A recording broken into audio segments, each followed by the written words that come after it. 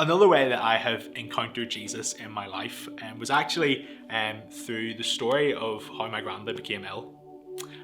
Sadly, whenever I was about 15, he was diagnosed with cancer, and the doctors told him that unfortunately he'd only have a couple of months to live. He was a faithful man who sought God in every situation. And I remember after he had passed away, finding a letter inside his jacket. On it was a short speech that he was going to give to church one week on a Sunday. It effectively said, "Please pray for me, because I believe that God will heal me. If God heals me, then he is the God of healing. If he does not heal me, then God is still the God of healing. God is still faithful regardless of what happens." And for me as a 16-year-old reading that really shook me and transformed me.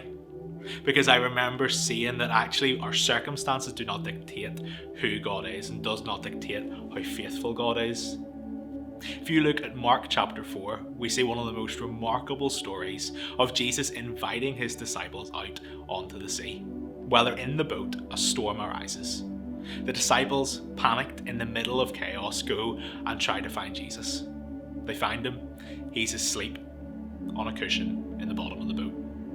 They wake him and be like, "Jesus, look what is happening to us. A storm has arisen." Jesus stands up and says, "Peace, be still," and the seas obey.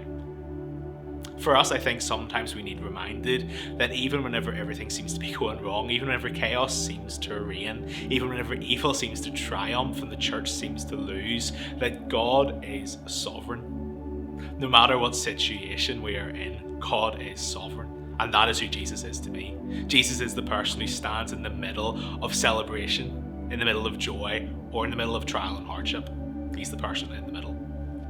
For me, whenever I face hard times, worship has been a real way for me to connect with God. I think that whenever we face trials, whenever we face problems, the invitation to just come before God and bow, for me has been one of the most reassuring things.